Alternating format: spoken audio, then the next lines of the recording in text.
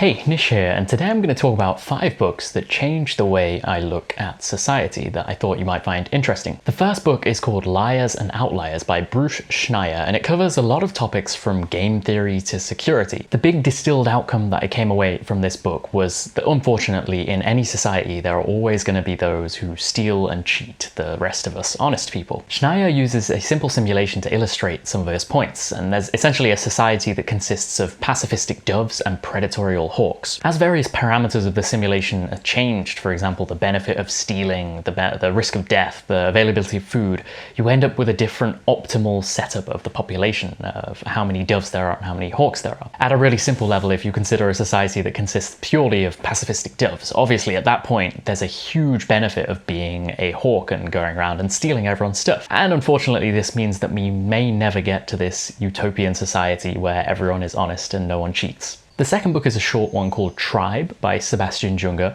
and it's kind of an anthropology book. It talks about how pre-modern societies interacted and behaved, and how perhaps in modern society we've strayed a little bit from those times. A couple things stuck with me from this book. One of them was a common finding among a lot of pre-modern tribes that one of the worst crimes that could be committed within a tribe was to have too many possessions, to have more than your fair share of a common resource, essentially greed. Obviously in these societies, for example, food was a resource that was always shared equally, because some days your friend will go and hunt and have a good hunt, and then some days you'll have a good hunt, and you always share with the tribe what you have. Meanwhile, in modern society, greed is a little bit rampant. We've got a lot of inequality and a lot of maybe some problems there, but not to say that tribes were the best of times. There was a lot of warring and killing. But another fun fact I got from there was it said that in these tribal societies, and as well in terms of chimpanzees and gorillas, babies spend 90% of their time in skin-to-skin contacts with their parents. I'm not sure what to do with that fact, but I thought it was interesting. Next up is a book I read recently called The Tyranny of Merits by Michael Sandel. I came across this when I was reading an Economist article called The Perfectionism Trap, which I also recommend. I've stuck a link in the description for that. In short, Sandel argues that the meritocratic ideals that have been the guiding lines of society and politicians on the left and the right over the last 50 years aren't actually taking us to a better and fairer society. In a society where people who are intelligent in a very specific way are rewarded with accolades, success, and money, we create a situation where those who don't necessarily have those specific skills are left feeling like society doesn't value them and creating a sense of resentment. Sandel argues that this is a potential reason why we had a shift to populist politics with the election of Donald Trump in the US and Brexit in the UK, where people sort of went, screw the system, screw the experts. One of the key problems he says with a meritocracy is those who are successful feel that their success is due to their hard work and grit, and not that they've had good life circumstances and luck. Meanwhile, those who aren't as successful are being told that they just need to work harder, they just need to get this degree, get this other thing. This idea of over-attributing hard work to success is a central theme of the next book called Outliers by Malcolm Gladwell. In this book, he looks at certain groups of individuals or individuals who have had success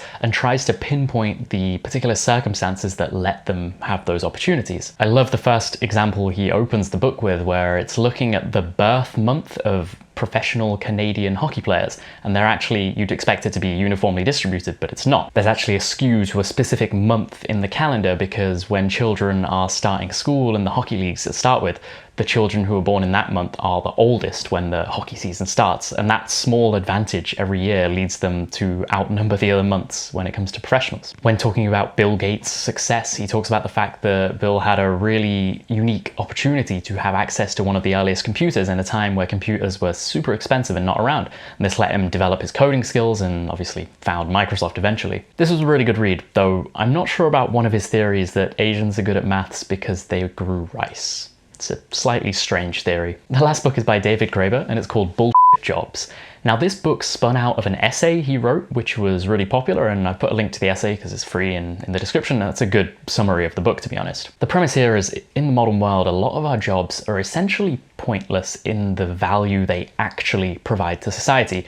At the same time, vital professions like teachers, nurses, policemen, these professions aren't compensated as much, even though they're doing real valuable work. So in the book, obviously, he tries to explain why we've got to this point and how it works. In my mind, this book overlapped a lot with The Tyranny of Merit, one of the other books I talked about, because it was saying that we're compensating a certain set of skills in society somehow that really perhaps don't account to much. In Bullshit Jobs, David Graeber talks a lot about corporate lawyers. I mean, what do they actually do for anyone? But they're, well, very well compensated and they work very hard, I'm sure. But anyway, it certainly makes you take a bit of a pessimistic view on the world, especially if you realize that your job might fall in the category of a bullshit job. One of the funnier parts of it was an explanation of, I think it was in some country's military, I can't remember which one. It was the process required to move a computer from one desk to another, and it involved several layers of administration and several forms, and it was quite spectacular. And there we have it. Those are my 5 book recommendations. I hope you found this video interesting. It's a little bit different to things I normally do, but let me know what you think of the books and what you think of the format.